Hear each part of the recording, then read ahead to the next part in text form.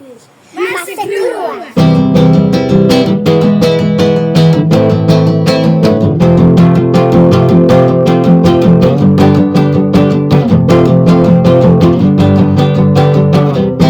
Massa crua!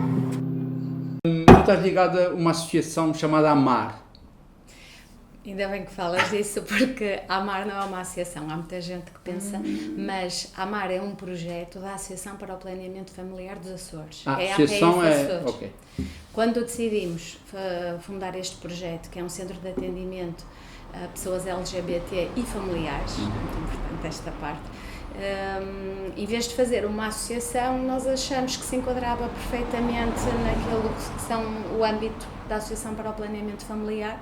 Natália Batista é presidente, também uma das fundadoras do AMAR, e disse podemos fazer isto na APF e facilitou burocraticamente. Sim, claro. Então é um projeto da APF. Ok. Sim. E exatamente o que é que incide sobre quê? Sobre...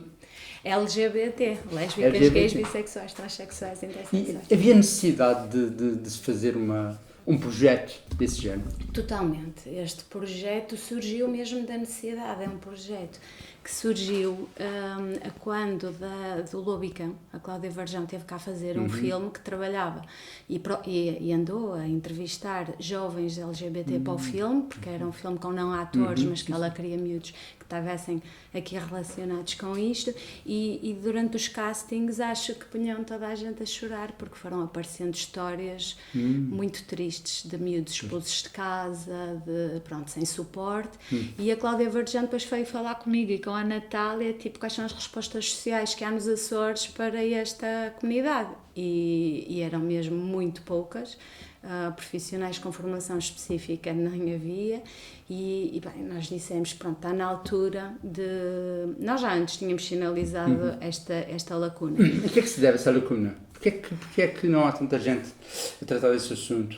Seria de esperar ou seria desejável? Pois, porque as pessoas LGBT sempre existiram, Pois. desde as pirâmides do Egito, já estão lá retratadas.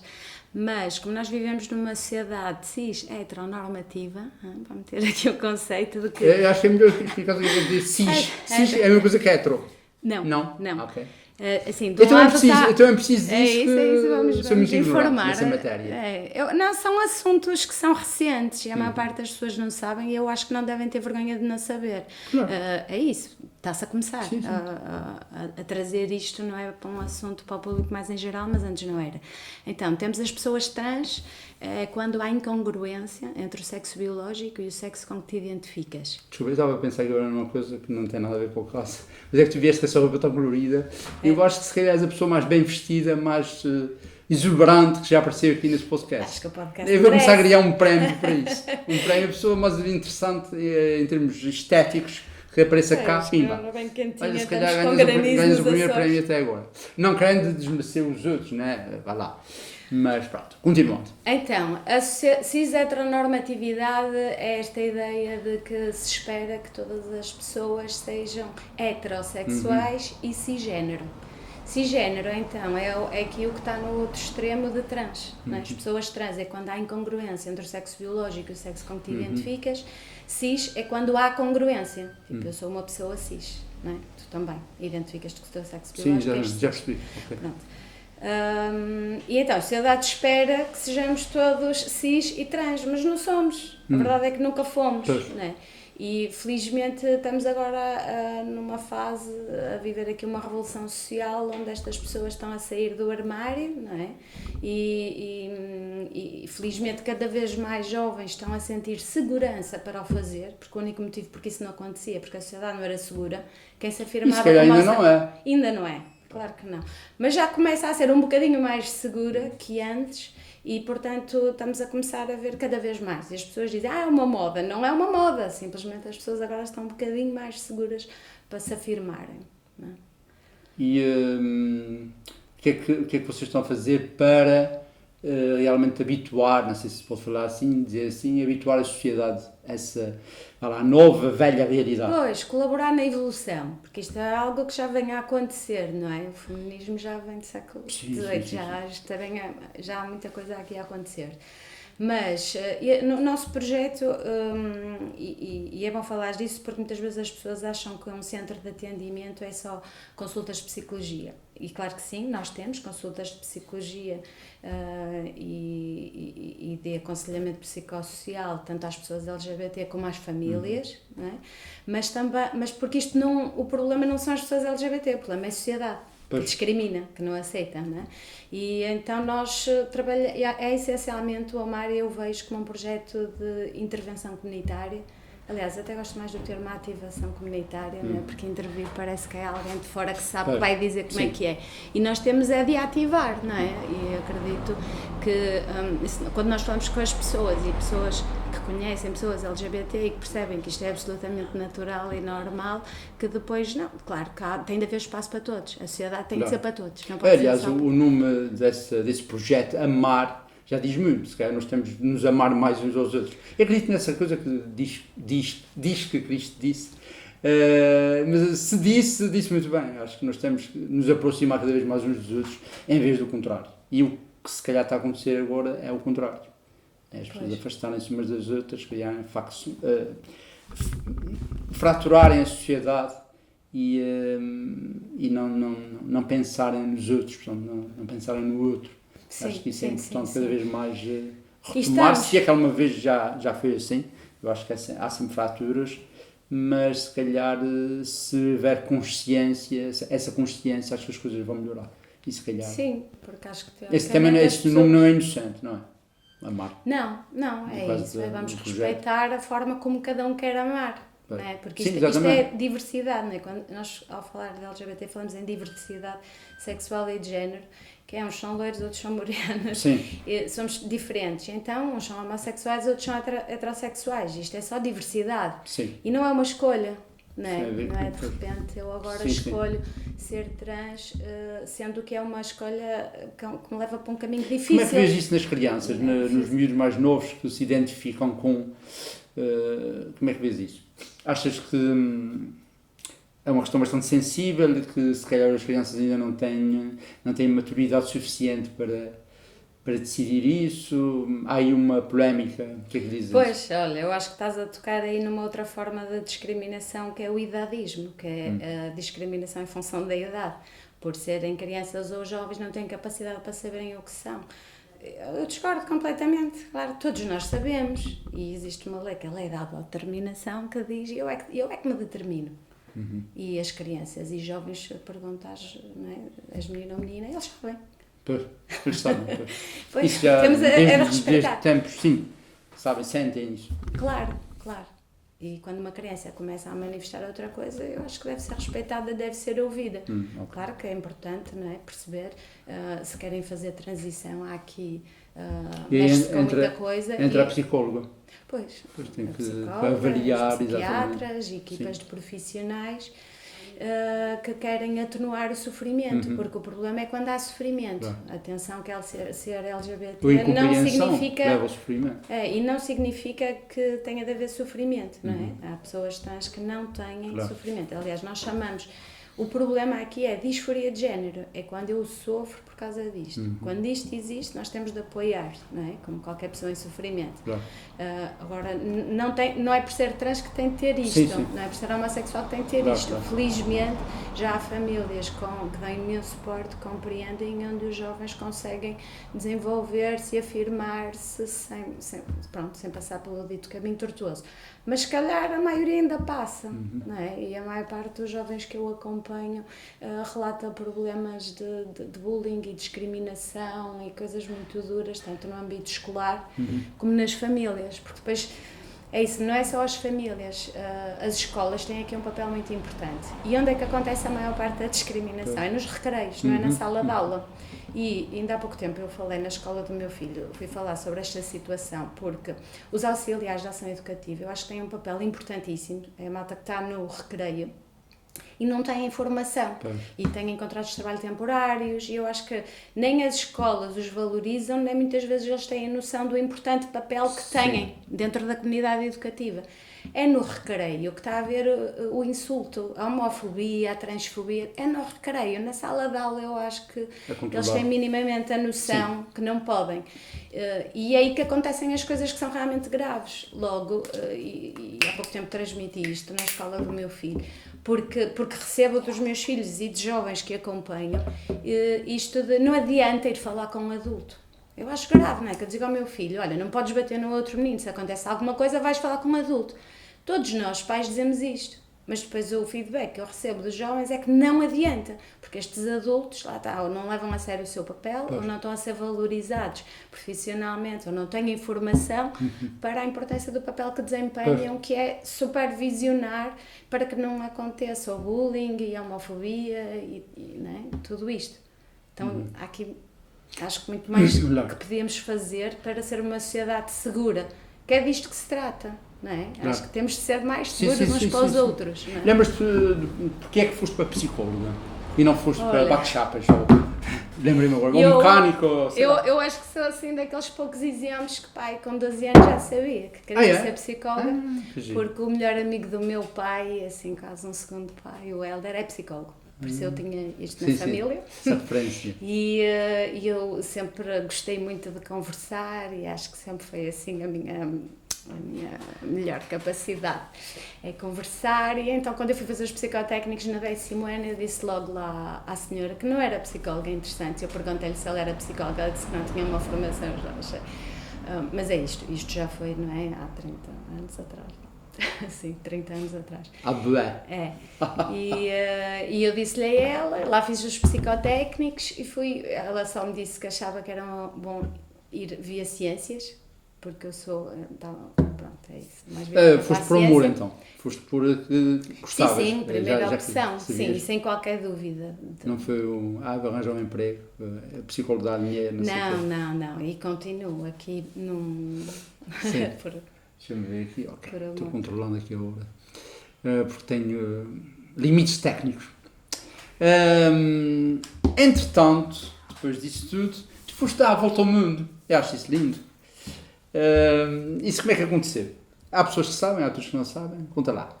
Pois é, por acaso ainda há pouco tempo eu estava com uma amiga que me conhece e que ficou surpreendida, foste tu? E eu disse, depois, às vezes eu acho que toda a gente sabe. E realmente não. E é bom sinal, é porque não moramos assim num sítio tão pequeno, não é? Sim. Olha, então, assim, quando eu tinha filhos pequeninos, né? Que agora já comem papas na tua cabeça. Que agora sim, a Benny já tem 15 e o Leonardo 12. Mas quando eles eram pequeninos, eu senti com o pai deles que queríamos vivê-los mais intensamente e sermos nós a criá-los. Se calhar porque temos aqui uma perspectiva um bocadinho diferente do que gostaríamos que fosse a educação de uma criança, quando olhamos para a escola e pronto, e então nós pensamos, olha, se temos possibilidades de fazer isto, por que não? Né? O Armindo é skipper, domina os barcos, ainda pensamos numa volta de autocaravana, mas... Ou de balão, tinha tido de balão. Mas a área dele é essa, claro. Pois, é isso. E então foi isso, foi um gap year. Claro que não dá para fazer isto num ano, porque se tiveram de ser 2 anos, demoramos 2 anos e meio no barco e pronto, e fomos. O Leonardo tinha 3 e a Benny 6 e temos assim numa aventura sem ter a noção do que nós estávamos a meter. Agora, depois percebemos, não é? Sim, aliás, eu acho que só durante a viagem é que eu percebi porque é que toda a gente me dizia, eu acho espetacular, mas eu nunca faria. Tipo, e na minha cabeça era, loucura é poder e não fazer, não é? Tipo, percebes que podes e não fazer, para mim é que era completamente surreal. Estranho. Mas depois quando estava lá eu percebi que se calhar as pessoas estavam a ver coisas que eu não estava a ver. Isso é um espírito, algum romantismo nisso, não é? Completo. A realidade geralmente é diferente, a gente imagina, possa ser total, idealizar, claro. Depois trouxe aqui alguma desilusão, não é? Porque a ilusão traz a desilusão. Isso também, eu não sei se queres falar nisso agora, isso também, de alguma forma, também atrapalhou a vossa relação, não é? Depois, o facto de terem viajado durante 2 anos juntos. Sim, eu acho que tínhamos consciência que esta viagem ou nos unia de vez ou nos separávamos de vez, que é assim uma experiência, né? Assim, mais intensa possível. Quando veio o Covid e as pessoas ficavam muito estressadas, Também, fechadas imagino uns que- dias em casa, nós já estávamos adaptadíssimos. Eu lembro-me da Beni e do Leonardo dizer, tipo, as pessoas estão-se a queixar de ficarem fechadas, têm internet. Tipo, porque nós passávamos longos períodos no mar sem qualquer comunicação, não é? E longos Foi períodos... solitário, realmente é solitário, uma viagem solitária. Solitária, vocês estavam em família, mas era um todo, né? Aquela família Sim. estava sozinha ali num barco, Isolados. por margem Sim, nunca sim. antes navegados, entre aspas. Essa solidão intensifica-se bastante, com certeza. E se calhar isso é que... Não, eu Não acho sei. que assim, o isolamento faz com que olhemos mais uns para os outros. Foi como no Covid. O Covid Sim. também os divórcios despoltaram. Olhamos mais uns para os outros e se calhar temos mesmo de nos confrontar com a realidade. Se calhar quando trabalhamos 8 horas por dia, andamos sempre fora. Sim, sim, sim. Vamos pondo assim aqui uns óculos cor-de-rosa e Exatamente. tentando não ver. Sim, sim, sim. E quando estamos ali 24 horas sobre 24 horas, tanto tempo, e É uma em prova, não é? situações limite, Sim, sim, sim. não é? Porque esta Sim, viagem sim. pôs-nos em algumas situações limite. As máscaras caem, estamos ali intensamente e os problemas que nós tínhamos, pronto, tornaram-se mais visíveis e sim. no final- O que é que retiraste dessa viagem? O que é que para ti que mudou em ti? O que é que mudou em ti depois dessa viagem, Tanta coisa, não é? por exemplo? Muita coisa. Olha, algo que eu já não tenho problema em falar e se calhar antes da viagem teria, é falar sobre espiritualidade. Né? Eu tenho uma educação científica e acho que durante o início da minha vida adulta, pronto, isto é humus, quando morremos, não é? Carbono.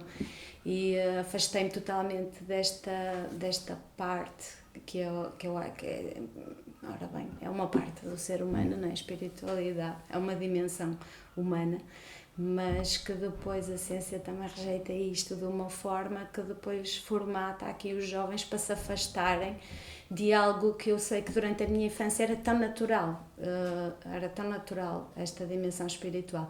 E durante a viagem eu tive tempo para meditar, para pensar mais para isto. O facto de às vezes estarmos, precisarmos tanto de agradecer o estar a correr bem, o pedir quando tu não controlas mais condição nenhuma, quando se levanta, não é? Quando estás com ventos de 40 nós, enrolas a vela e o que é que fazes? Pede a Nosso Senhor. É isso. Isso ativou, Eu não estás a ver, acredito tive também uma em essas oportunidade, coisas. mas Mas- sabes que é isso, eu não julgo ninguém, aliás, esforço mesmo Eu para julgo, eu praticar julgo, o não eu julgo. julgamento. Mas a viagem, uma das coisas que me trouxe foi esta dimensão mais espiritual e poder ser e falar sobre isto, porque eu acho que depois tinha, mas quase que tinha aqui um bocado de vergonha porque não sei bem explicar. Claro. Não sei.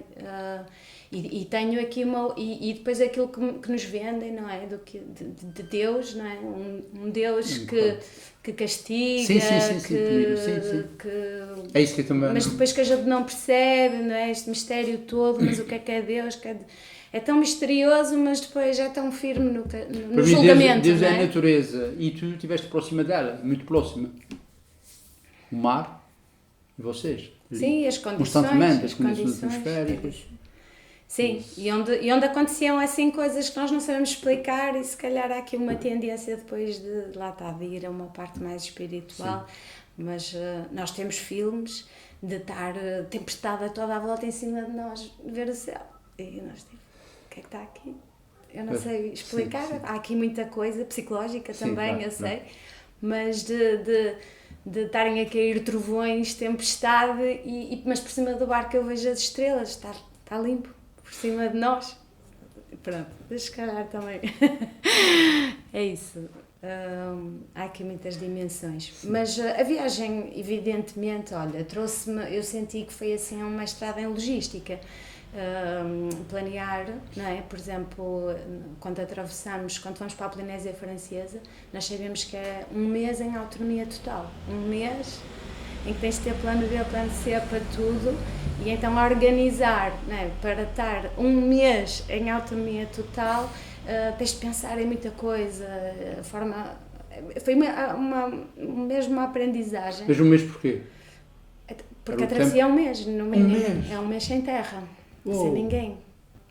Nós Incrível. fizemos em 26 dias, porque o Armin tem aí um lado rei, certo? Sim. Não, mas, em média, é um mês. É um mês. Do Panamá à Polinésia é um mês. Pois.